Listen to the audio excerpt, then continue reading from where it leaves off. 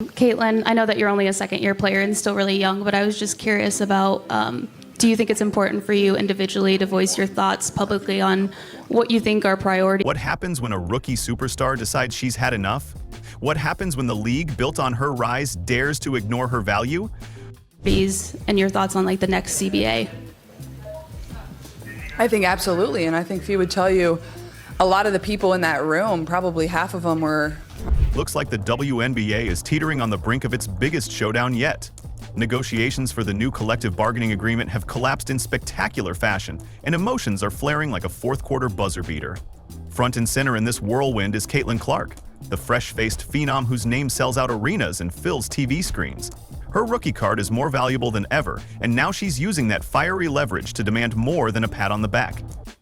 Maybe not half, but a good amount of them were either my age or, we even had rookies in the room too. So I think we all have a good understanding of this is very important for our future. Inside a drab meeting room, league officials sat across from the WNBPA reps, stone-faced and unyielding.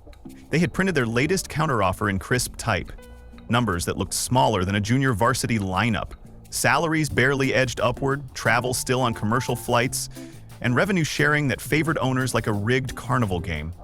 The players felt insulted.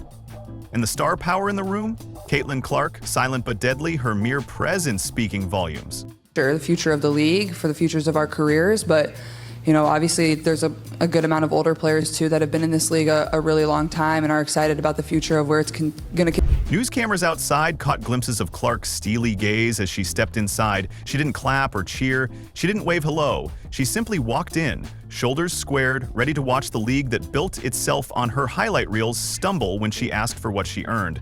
You could almost hear the collective gasp of fans nationwide. She's here for real. Continue to go, and they've been fighting for change at the same time. So I think in the room there was a great balance of these young stars, but also these vets that have been advocating for the third. From the outside, it felt like a spectacle. Fans crowded social feeds with memes of Clark shrugging in a suit. Pundits scrambled to label her the CBA queen, while skeptics wondered whether a first-year player could truly move the needle. But anyone with a shred of sense knew, without Clark, the WNBA's surging momentum cracks like thin ice under a heavy tip-off. Negotiations dragged on past schedule. The clock ticked closer to October 31st, the hard deadline when the old CBA expires. Owners whispered threats of a lockout. Players muttered strike over cups of coffee. And through it all, Clark stood unmoved. She didn't need to speak. Every camera flash, every raised eyebrow spoke louder than words ever could. Next question, row 3 in the center. Annie Costable, Front Office Sports. This one's for you, Caitlin. Where does your W salary stack up against your deals with State Farm? When league negotiators finally opened their mouths, it was to recite a swollen media rights deal and expansion fees that sounded impressive. $2 billion, $200 million, 0 cents here, $250 million, 0 cents there, yet still refused to lift base pay or guarantee charter travel. Fans read those headlines and cheered the big numbers, but players looked at each other and asked, "Where's our cut?" The disconnect couldn't have been clearer if it were painted in neon on the court floor. Roster sizes and developmental slots remained frozen. Health benefits barely budged. Players watched executives toast champagne over deals they barely saw a cent of. Burnout soared, injuries piled up, and morale slid faster than a fast break dunk. Still, the league dug its heels in, offering token pay bumps and lip service filler than any half-decent negotiator would have thrown out. Gatorade, Nike. That's a good question. Honestly, I feel like that's where we're really fortunate, is that we have those other deals. Meanwhile, Clark's off-court empire ballooned. Jersey sales exploded, social media followers tripled. Even rival leagues in Europe and Asia eyed her for blockbuster guest appearances. Her face was plastered on billboards. Her name trended on every sports ticker. Yet, her WNBA paycheck still hovered just above 6 figures. The irony was brutal. At All-Star Weekend in Indianapolis, more than 40 players, All-Stars, veterans, rookies, gathered in union solidarity. It was the largest show of force in WNBPA history. The air buzzed with hope. Maybe this time the league would bite. But when negotiators arrived, they carried the same old playbook, one that never read the room.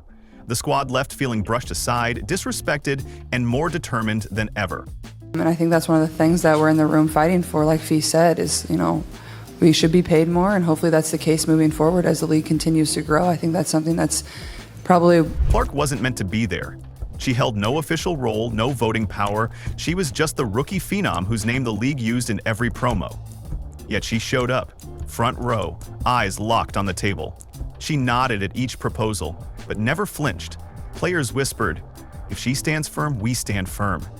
It was a silent pact. All-Star Weekend is notoriously a very fun weekend for both the players and people who come, and we've seen through live streams and videos that you guys are having way more fun and staying out. Talks ran an hour behind schedule. League reps offered vague promises of future discussions and finding common ground, but nothing concrete. Clark leaned back, arms crossed, watching the clock like it was a 3-dot shot ticking down. The message was clear. Time is running out, and you're running out of excuses. When the meeting ended, the WNBPA statement was merciless. They called the offer a slap in the face and warned that without swift change, a work stoppage loomed. Social feeds lit up as fans used 100% right to show Clark and her teammates their backing. The pressure skyrocketed. A lockout or strike in the WNBA is uncharted territory. Owners fear canceled games, lost TV revenue, and a shattered fan base. Players dread missing prime campaigns, endorsements drying up, and a tarnished legacy. But for Clark, it's personal. This is the league that handed her the key to a kingdom. Now it's asking her to beg for a fair share. The whole press conference, I guess. And staying out a little bit more late than you may have anticipated. What is some of the messaging? What if we do that normally? You just never saw it. That's Deep down, every exec knows, without Clark, their shiny new TV deal loses its luster. Advertisers would balk, sponsors would pause, teams built on her drawing power would see arenas half empty. And that October 31st date isn't a suggestion, it's a cliff edge. No deal, no season. Tomorrow, negotiators will reconvene, but the mood has shifted. The players have tasted collective strength. Clark's silent stare became the union's rallying cry, and unless the league wakes up, they'll face the fiercest uprising the WNBA has ever seen. Negotiations resumed the next morning, but the atmosphere felt heavier than a championship trophy. League negotiators arrived with the same playbook, pages dog-eared by years of incremental tweaks.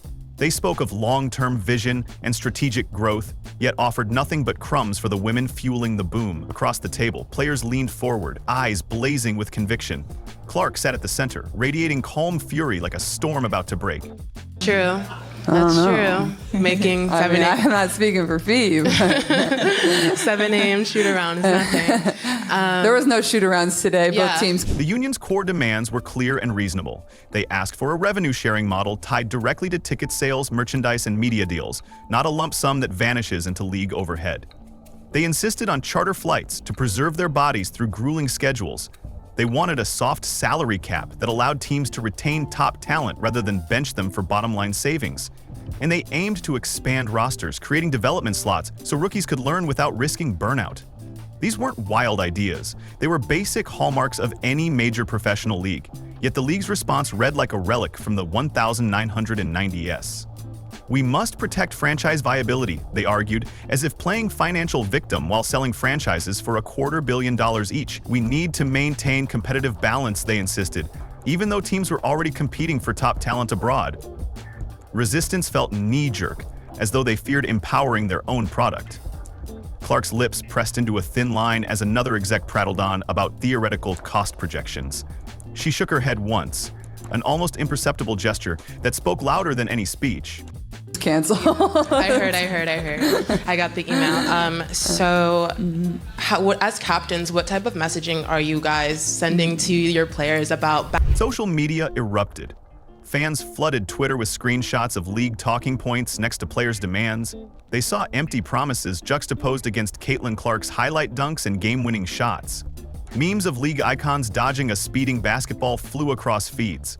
The disconnect between glossy PR and gritty player realities was impossible to ignore. From living rooms to coffee shops, supporters debated one question: how could a league built on these athletes refuse to back their basic needs? Behind closed doors, veteran stars recount moments that stung. One spoke of a dazzling home opener where the scoreboard flashed record attendance, and then she boarded a cramped commercial jet back home. Another described missing her daughter's recital because she feared injury if a charter fell through. Clark, ever the rookie, absorbed these stories, her jaw tightening at each vivid detail. No amount of endorsement cash could erase the indignity of scrambling through airport security after a triple-double performance. Balance and just making sure you are still wanting to get the win. I mean, I told my team, have as much fun as possible. At practice, we just shot. By midday, whispers of a strike began to spread. Players joked about walking off the court mid-game, then paused as the reality sank in. An unprecedented work stoppage would shake the league's foundations. Owners would lose millions. TV partners would balk. Sponsors would hesitate. Yet the looming threat galvanized the room more than any speech ever could. They weren't bluffing. This time, they held all the cards, especially Clark, whose jersey sales alone eclipsed many small markets' annual revenues. Meanwhile, league PR launched a counteroffensive. They flooded local news with interviews praising our growing family and shared goals. They framed the debate as a misunderstanding between two sides working toward harmony. Yet, they refused to publish the actual proposals. Fans compared that to praising transparency with a locked safe. Clark supporters demanded to see the numbers. When the league offered a sanitized summary, union reps scoffed and refused to sign off. They wanted full disclosure or no deal. A little bit, and then we shot a half-court shot and we headed out. But I mean, like, that's All-Star Weekend. Like, we joke about winning, but at the end of the day, like, it's not that serious. Like, we're gonna have a fun. Off-court pundits scrambled to weigh in. Some argued the league needed to tighten belts during economic headwinds. Others claimed players were asking for too much too soon. But the smartest voices saw through the noise. They pointed out that WNBA revenues had doubled in 2 years, attendance soared, and sponsor bids skyrocketed. To the public, it looked like a simple equation. Booming profits deserved fairer splits. The only question was whether the league could let go of old guard mentalities and embrace its modern reality. Back at the bargaining table, frustration simmered. League negotiators kept trying small concessions. An extra million here, a token charter flight there, but never tackled the big structural issues. Players balked at piecemeal gestures that dodged the system's flaws. One union rep slammed her hand on the table, rattling coffee cups, and declared that half measures wouldn't cut it. Clark watched that moment in slow motion, feeling the room pulse with urgency. She realized that if they settled now, they'd be back here in 4 years with the same excuses. One time, and I feel like for me it's a little bit of a unique perspective because my first All-Star game was versus Team USA. Like, it was a little more serious just to help them prepare for the Olympics. So by late afternoon, talks collapsed again. League officials walked out, their tone shifting from negotiation to public relations spin. The union issued a statement accusing the league of bad faith bargaining. They warned that unless the owners returned with real progress, the players would strike on opening night. Headlines screamed, "First WNBA strike looms," and "Caitlin Clark at center of labor fight." It was a surreal scene, a league craving growth on the verge of self-destruction because it refused to invest in its essential talent. That evening, players gathered at a team hotel for an emergency meeting. Emotions ran hot. Veterans recounted past battles for basic respect. Rookies felt the weight of potential history in the making. Clark spoke last, her voice low but resolute. They had come too far, earned too much, and thrilled too many fans to back down now. She didn't threaten consequences. She articulated possibilities. A league where athletes prospered alongside owners, where fans saw their heroes valued on and off the court. Her words felt like an electric charge that realigned every spine in the room. this one, I would say, like, the actual play-wise is a little more laid back and a little more fun, but it's been cool just to see, you know, everything that's been going on and how much everybody's enjoying it. The next day, league and union leaders reconvened, but the tone had shifted irreversibly. Players arrived with unity and a clear mandate. No small fixes, no half-baked promises. Negotiators sensed a new risk, an all-out strike that could derail seasons and investments alike. Media outlets teetered between skepticism and support, but Clark's presence in every headline made it impossible to ignore the stakes. Owners finally realized that this rookie wasn't playing games. In a rare moment of concession, a lead negotiator acknowledged the need for meaningful revenue sharing and expanded charter travel, but offered no timeline or guarantees. Union reps shot back that vague commitments held no value. Clark leaned forward and asked for specifics, percentages, dates, enforceable clauses. Silence filled the room. Owners resisted, claiming market uncertainty. Players pointed to the $2,200,000,000 0 cents deal and franchise fees as proof of stability. The impasse deepened. Yeah. I mean, exactly the same. I wasn't telling them anything about preparing for the game. We were preparing to be on stud buds. By late afternoon, talks stalled once more. The union announced an official strike date timed for the first preseason game. Fans reacted with a mix of awe and apprehension. Social media buzzed. Would the first ever WNBA strike energize the movement or fracture the community? Sponsors issued cautious statements. TV partners threatened to pull coverage. And all the while, Caitlin Clark trained in a quiet gym, her mind on more than jump shots. She was picturing empty arenas and silent courts. We talked about, just how excited you were to play in this game, but then I was talking to all your all-stars yesterday about how it's important to get healthy too. So how are you feeling physically, and can you maximize this week? Behind the scenes, league executives scrambled to craft a draft statement that wouldn't look like capitulation.